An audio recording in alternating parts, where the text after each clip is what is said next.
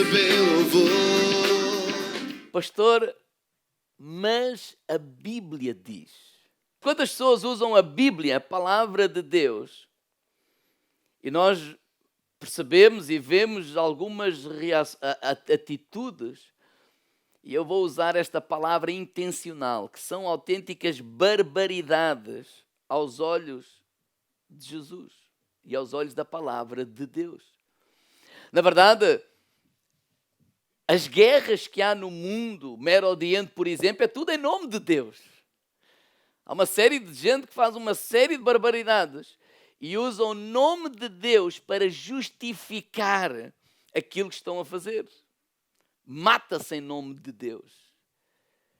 Critica-se em nome de Deus. E claro que Deus não tem nada a ver com isso.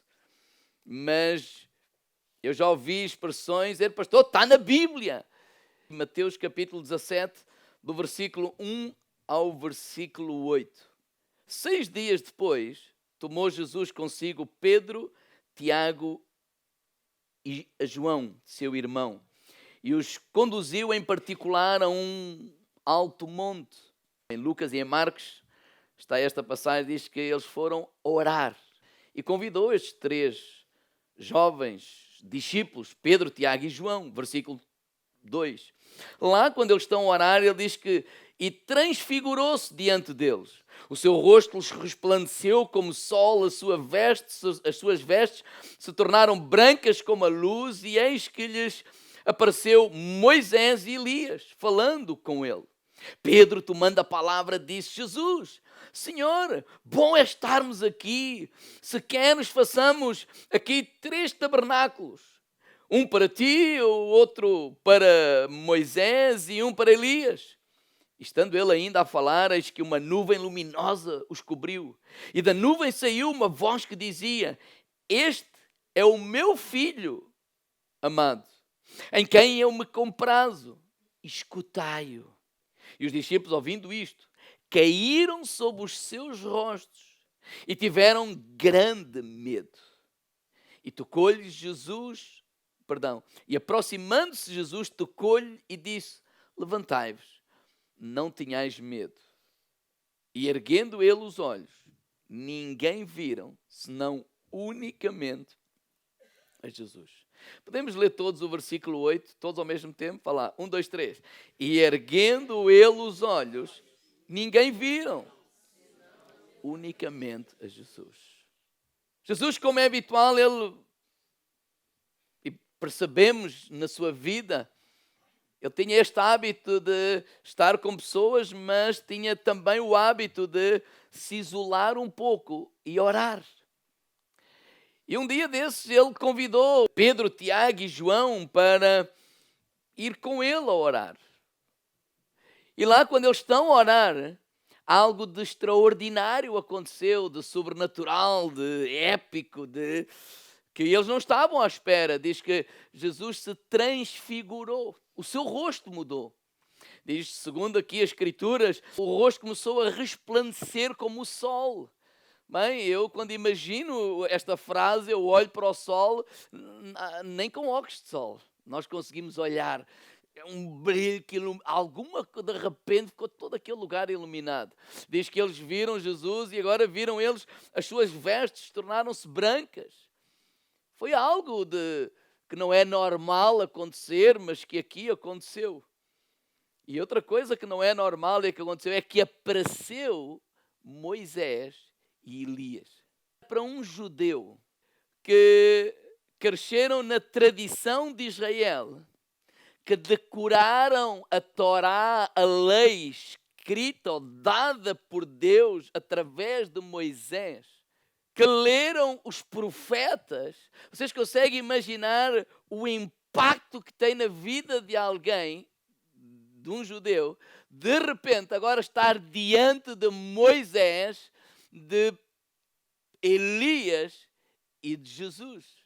Ou seja, é como que Moisés para eles é o top. É como que veneram alguém, entre aspas, não é? Idólatra alguém, é como tem alguém de uau, e agora de repente dão conta que estão a ver essas pessoas, ter a oportunidade de estar face a face com essas pessoas. Foi isso que aconteceu mais ou menos ali. Daí a reação do Pedro. E Pedro também é muito interessante. A sua vida espiritual está a viver assim uma fase assim de épica. Assim, porque quando a Bíblia diz aqui, 6 dias depois, quer dizer, o que é que aconteceu antes? Antes, por exemplo, tinha acontecido que quando Jesus faz aquela pergunta, olha, quem dizem as pessoas aí que eu sou? Né? E uns dizem, uns dizem que é Elias, outros dizem que é um dos profetas. E vocês, o que dizem? Quem é que eu sou? E Pedro foi aquele homem que disse, tu és o Cristo, o Filho de Deus vivo. E essa declaração valeu ele ouvir a seguir o que é que Deus lhe disse, versículo 18. Pois também eu te digo, tu és Pedro, e sobre esta pedra edificarei a minha igreja, e as portas do inferno não prevalecerão contra ela. Faz uma declaração bombástica. Jesus disse, olha, isso não vem de ti, é o Espírito de Deus que te está a revelar isso, não é? E de repente também tu és pé sobre esta pedra, edificarei a minha igreja. Pedro é como que simboliza a igreja, e na verdade em Atos é ele que é o líder também lá da igreja de Cristo. E é este Pedro que face a toda esta visão que ele está a ter, que ele diz assim, versículo 4, Pedro, tomando a palavra, disse, Senhor, é bom nós estarmos aqui, que culto fantástico, que tempo fantástico, que dia épico, jamais eu pensei viver o que estou a viver e aquilo que olha Deus, por mim, Jesus, eu ficava aqui sempre. Uma tenda para Moisés, outra tenda para Elias e outra tenda para Jesus, e nós ficamos mesmo sem tenda, mas ficamos aqui. Ou seja, eu quero viver o resto da minha vida aqui.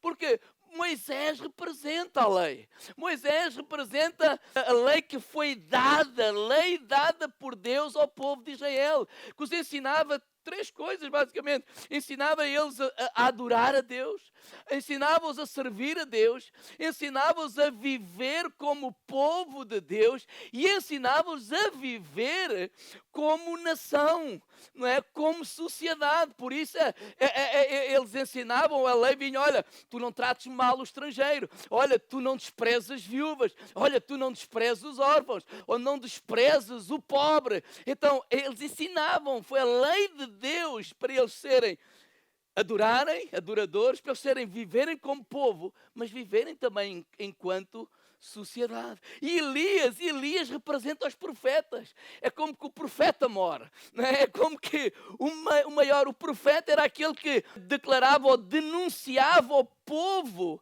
o pecado do povo, declarando a palavra de Deus. E eles denunciavam basicamente, quando nós lemos os profetas, são 2 pecados.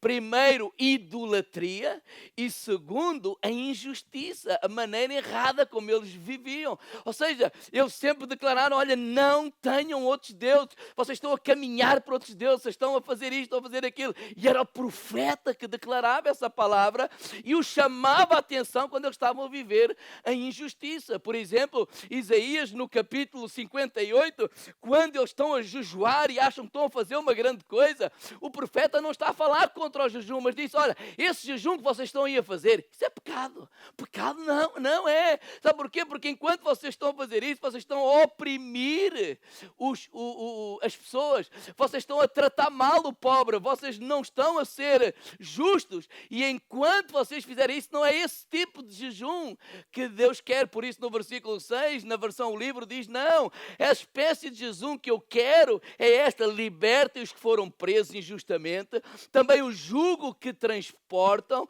libertem os oprimidos e quebrem toda a espécie de opressão.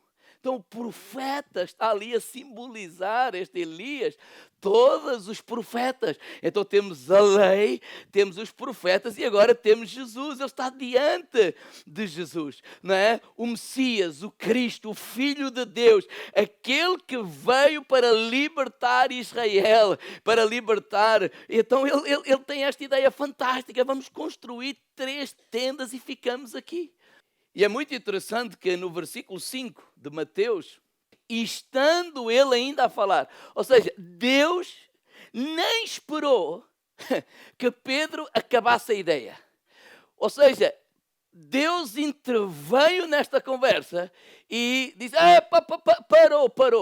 parou. Diz assim, eis que uma nuvem luminosa os cobriu e uma voz saiu lá da nuvem que diz, este é o meu filho amado e que me compraz, olha, escutai. Outras traduções dizem, olha, é ele, ouviu. Ou seja, Pedro foi interrompido. Mais à frente diz que eles se prostram por terra, eles ficam cheios de medo, eles nem sabem o que hão de fazer. Porque Deus não concordou com esta armadilha. Pedro caiu numa armadilha que nós, no século que estamos a viver, 2023, nós podemos cair também. Pedro caiu nesta armadilha de colocar Moisés, Elias e Jesus no mesmo patamar. Ele caiu na armadilha de colocar Moisés, Elias e Jesus no mesmo nível de importância. Porque Deus diz, olha Pedro, olha, este quem? Jesus, ele é o meu filho amado. Olha, é ele que vocês devem ouvir. Ouçam-no a ele. Ou seja, abra o seu coração para ele. Hebreus capítulo 1, versículo 1 e 2 diz assim, na versão o livro, anteriormente, Deus falou aos nossos antepassados por muitas maneiras, por intermédio dos profetas. Agora, nos tempos em que vivemos, falou-nos através do Filho, a quem deu todas as coisas e por meio de quem criou tudo o que existe. Ele está a dizer assim, olha, Deus, é como se Deus estivesse assim, olha, Jesus é tudo o que eu tenho a dizer. Olha, Jesus, olha, Tiago, Pedro e João, olha, é para olhar para Jesus, é para ouvir Jesus. Olha, a minha vontade é que vocês o ouçam. Ele é o que eu tenho a dizer, Ele é o que eu quero falar para vocês. Ele, a palavra de Deus se fez carne e habitou entre nós. E versículo 6 diz que os discípulos ouviram isto, caíram com os seus rostos. Na versão o livro diz, curvaram-se. É como se prostraram diante daquela voz, diante de tudo aquilo. E Jesus aproximou-se dele, tocou-lhe no ombro e dizer assim, olha, não tenham medo. E quando isso aconteceu, quando eles olham, eles descobriram ou perceberam que não havia lá mais ninguém a não ser Jesus. Deus disse, olha, é para Ele que eu quero que vocês olhem. Olha, Ele é luz. Ele é luz. O velho, a lei de Moisés, os profetas, são como que sombras que tinham o propósito de apontar para Jesus. Descobriram que a lua não tem luz própria. O brilho que vemos é a luz do sol captada por esse satélite natural, a Terra, que depois é refletida no nosso planeta. Na verdade, é o sol que se reflete e aquela lua que brilha, mas ela em si mesmo, ela não tem brilho. O brilho dela vem do sol. E é isso que está aqui a acontecer. Além dos profetas, eles tiveram um brilho. Claro que sim. E eles apontavam para Cristo. Elas são como que guias, direção, apontam, conduzem. Não é? As escrituras, profetas, tudo conduzem para um lugar, para o sol. E o sol é Cristo. É isso que Deus estava a dizer a eles. Esta voz dizer, olha, vocês erraram ao pensar que a lua tinha luz própria. Vocês erraram ao pensar que a lei tinha luz própria, que os profetas tinham luz própria. Não. A lei e os profetas não brilham por si só. Jesus é o sol. É Ele que ilumina a lei e os profetas e é Ele que dá brilho a todas as coisas. Então a Bíblia é o livro que aponta para Jesus. É Ele o Cristo. Então hoje nós somos tentados diariamente a pensar como Pedro, a colocar tudo ao mesmo nível. E isto não é nada de novo, não é alguma coisa que é dos nossos tempos. Não, primeiro exemplo, João capítulo 8. É aquela história em que aquela mulher, ou uma mulher, foi apanhada no próprio ato a adulterar. Estamos a falar no tempo de Jesus. E os fariseus, eles tinham um propósito. Eles queriam apanhar Jesus em falso. E apanharam onde? Em relação à lei. Então eles pegam naquela mulher e eles arrastam a mulher até Jesus e diz: Jesus, olha, a lei de Moisés diz. Assim vamos dizer assim nos dias de hoje, a Bíblia diz, pastor. Não é? A lei de Moisés diz que as tais sejam apedrejadas. A lei diz. Qual é o argumento? A lei diz. A Bíblia diz. E Jesus diz que ficou assim calado, a escrever no chão. E eles começaram a insistir, estavam impacientes. Qual é a resposta que vai sair dali? E Jesus olhou para eles e disse, não contradisse a lei, apenas disse, olha, aquele que de entre vós nunca pecou, que atire a primeira pedra. Eles caíram em si e começaram a largar as pedras e a ir embora. E largaram a pedra e foram embora, e foram embora, e foram embora, e ficou só Jesus e aquela mulher. E Jesus faz ela erguer a sua cabeça, olhar para ele. Mulher, onde estão os teus acusadores? E ela começa a olhar. Eu imagino a mulher a chorar, baba e ranho, não tem lenço, não tem nada. Se calhar está meia vestida, meia despida, né? Porque ela é alvoroço, vamos embora para ali, envergonhada. E ela olha, e aqueles que a arrastaram e a iam a apedrejar, ou estavam prontos a apedrejar, desapareceram. E Jesus diz, olha, ninguém te condenou. Oh, eu também não te condeno. Vai e não peques mais. Este vai e não peques mais não tem aquela conotação de, olha, para a próxima, se fores apanhada para a próxima, não te safas. Não, olha, esse estilo de vida destrói a tua vida. Essas decisões trazem vergonha, vexame, destruição. Olha, esse caminho de facto não é o melhor caminho para a tua vida. Então vai e não peques mais. Vai e não peques mais. O segundo exemplo está em Lucas capítulo 9. E vamos falar agora, falamos de Moisés, vamos falar dos profetas. Lucas 9, 51, Jesus mandou preparar lá na terra dos samaritanos uma pousada para dormirem, passarem a noite. Os samaritanos, e agora não vamos entrar nessas questões, não é? Eles não olhavam com muito direito para os judeus. Havia ali uma quesilha entre eles e não os receberam. Não, aqui ninguém fica. Tal, e não, nem sequer deixaram eles dormirem lá.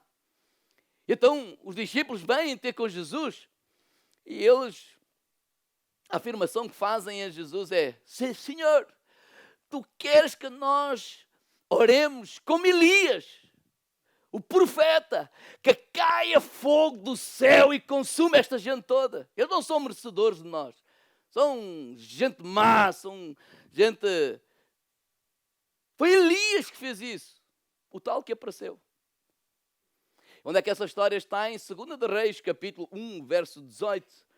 Não é? Há um rei que adoece, vai chamar idólatras, pessoas, sim, idólatras, e Elias, aos mensageiros, manda, olha, vocês, não há homem de Deus em Israel, vocês precisam lá correr atrás dessa gente.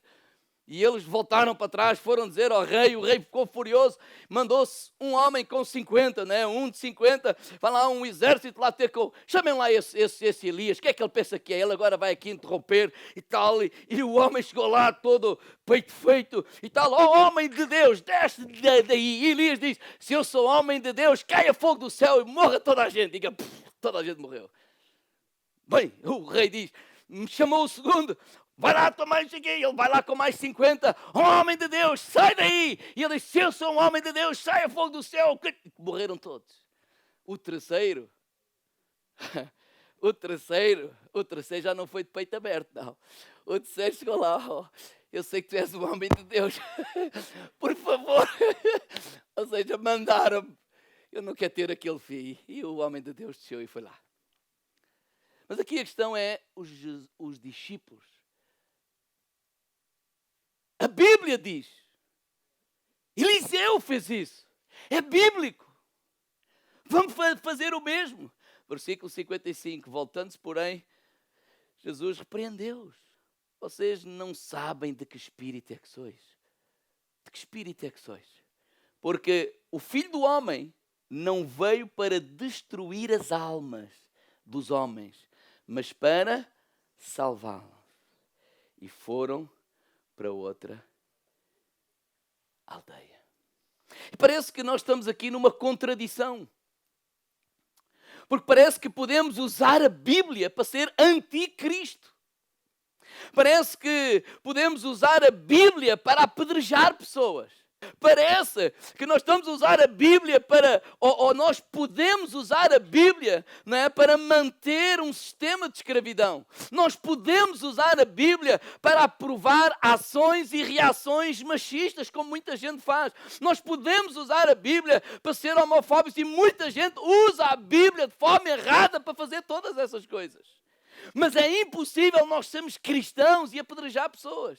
É impossível nós sermos cristãos e sermos racistas. É impossível nós sermos cristãos e sermos machistas. É impossível nós sermos cristãos e sermos homofóbicos, porque nós podemos usar a Bíblia para fazer tudo isso, mas nós não estamos a ser seguidores de Jesus. Foi em Atos capítulo 11, verso 26, na igreja de Antioquia, que os cristãos ou os seguidores de Cristo foram chamados cristãos. E cristãos não era um nome assim de vaidade. Cristãos não era assim um nome. Eu sou cristão. Não. Cristãos era um nome dado de gozo. Eram os seguidores de Cristo. Esse Jesus de Nazaré. Ele morreu. Os seus seguidores vão para o mesmo caminho. Então eles eram gozados. Eles eram como que para definirem quem eram. Esses são os cristãos. Não é vaidade. Não era tipo fino. Não. Ele é um cristão. E cristão significa seguidor de Cristo. Cristão significa pequeno Cristo.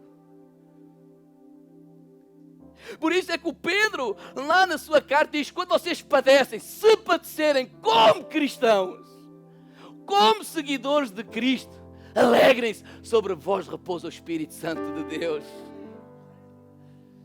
Mas ninguém padeça por malfeitor, por mentiroso, por outras coisas. Não. Como cristão. Nós fomos nos tornando o povo apenas do livro. Mas nós somos seguidores de Cristo. Nós somos chamados à intimidade com Cristo. Nós fomos chamados a conhecer Cristo, a andar com Cristo, conhecer Jesus, ter intimidade com Jesus.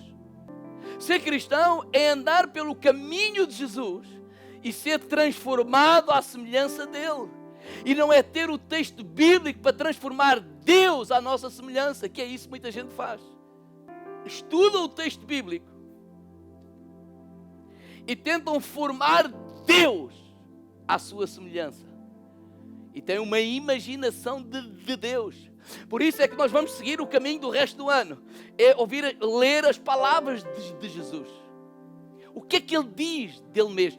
Não é o que nós achamos que Jesus é. Não é o que nós temos já pré-concebido. Não. O que é que ele diz de si mesmo que ele é?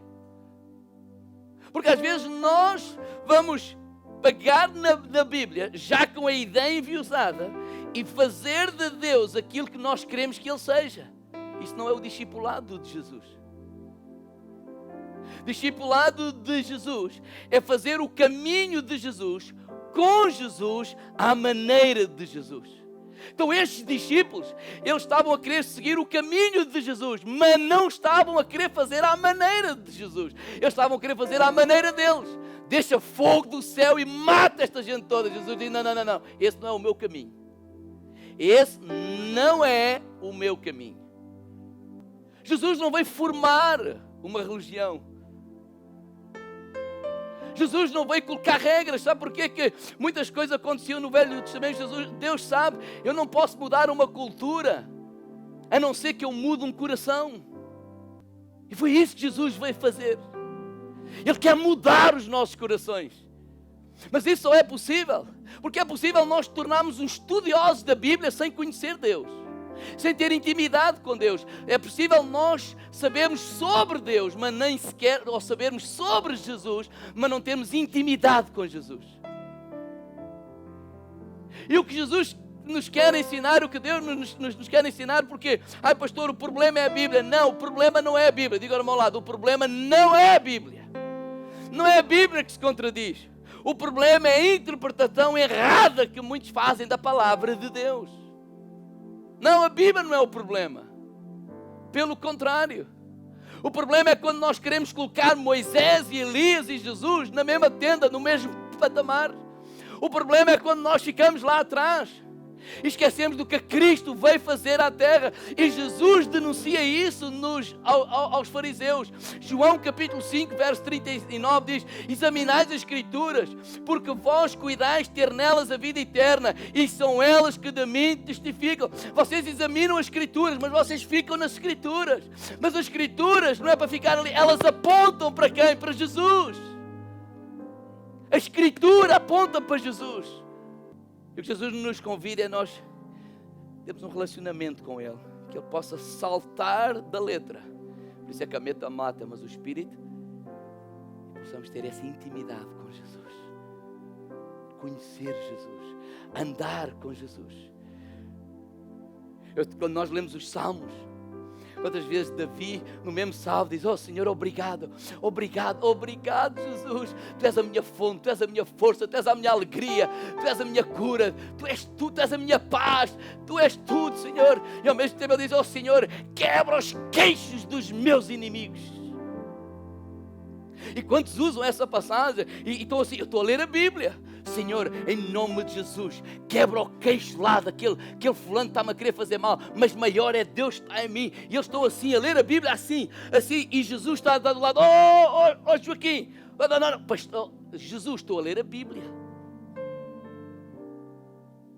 Estou a ler a Bíblia.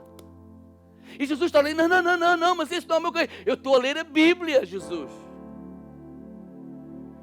É a Bíblia que diz, pastor. Não, a Bíblia não diz isso que você está a dizer. Porque alguns faz lembrar eu. Eu ouvi tantos anos: somos cristãos, mas não somos parvos. Que eu convenci-me que isso estava na Bíblia. Porque alguém me passou essa ideia. Eu sei dizer: não, somos cristãos, mas não somos parvos. E também é verdade. Mas no dia em que eu andei à procura, não é que eu não encontrei. Não está na Bíblia. Foi a ideia que se criou. Errada. Porque quando nós olhamos para o Davi, dizemos: oh, glória a Deus pelo Davi, pelo coração, por aquilo que nós aprendemos com ele. Lições fantásticas. Mas até o coração de Davi nem está a dizer que ele quebra, Senhor. Olha, Tu é que os destruíste, Senhor. E ele agradece. Mas esquecemos que um pouco mais à frente veio Jesus Cristo. Um pouco mais à frente, Ele não é nem da ordem de Moisés, nem da ordem de Elias. É o Deus que se fez carne e viveu entre nós. E Ele diz assim: ouviste o que foi dito? Amarás ao teu próximo e aborrecerás o teu irmão. Eu disse: eu porém vos digo, amai os vossos inimigos, bendizei-os como maldizem, fazei bem ao que só odeiam, e orai pelos que maus tratam e vos perseguem, para que sejais filhos do vosso Pai que está nos céus, porque faz com que o sol se levante sobre maus e bons, e a chuva deixa sobre justos e injustos. Pois se amardes os que vos amam, que galardão tereis? Não fazem os publicanos também o mesmo? E se saudares unicamente os vossos irmãos, que fazeis demais? Não fazem os publicanos o mesmo? Sede vós perfeitos, como é vosso Pai que está nos céus. Por isso é que quando depois daquela visão desapareceu o Moisés, desapareceu o Elias e ficou Jesus, e aquela voz dizia: ouçam-no. Quem? Jesus. Sigam-no. Quem? Jesus. O que é que Deus tem a falar e a dizer? Olhem para Jesus. Ele é o que eu tenho a dizer, Ele é o que eu tenho a falar, Ele é o que eu tenho para vos dizer.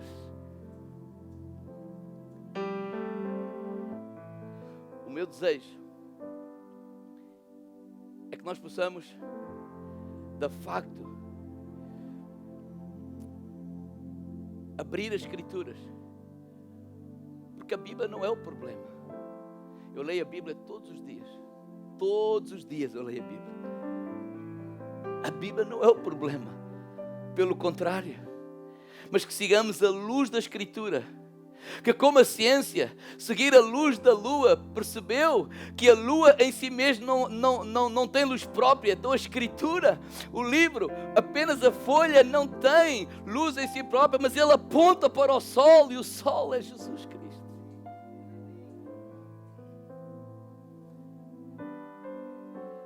Eu não sei se vocês sabem, mas os vossos filhos, quando são ensinados lá em cima, toda a história do Velho Testamento termina com a ligação a Jesus Cristo e o que Ele veio fazer à terra. Não fica só lá. Ele termina sempre. Há sempre, em todas as histórias, uma aplicação prática para olharmos para essas histórias através da lente de Jesus Cristo. Aquele que morreu por nós e ressuscitou. Porque no caminho da Escritura, ela aponta que nós possamos encontrar no fim do caminho, no livro, possamos encontrar não outro livro, mas possamos encontrar uma pessoa, Jesus Cristo. Uma pessoa, Jesus Cristo, que se fez carne e não texto. Que se fez carne e não texto. Então o meu desejo é que todos nós possamos seguir Jesus. Qual Jesus? O do livro, o da Bíblia. Que Ele diz de si mesmo. E é isso que nós vamos começar a ver durante estes próximos domingos. E há 7 declarações que Jesus faz no Evangelho de João. E o primeiro que Ele diz é: eu sou o pão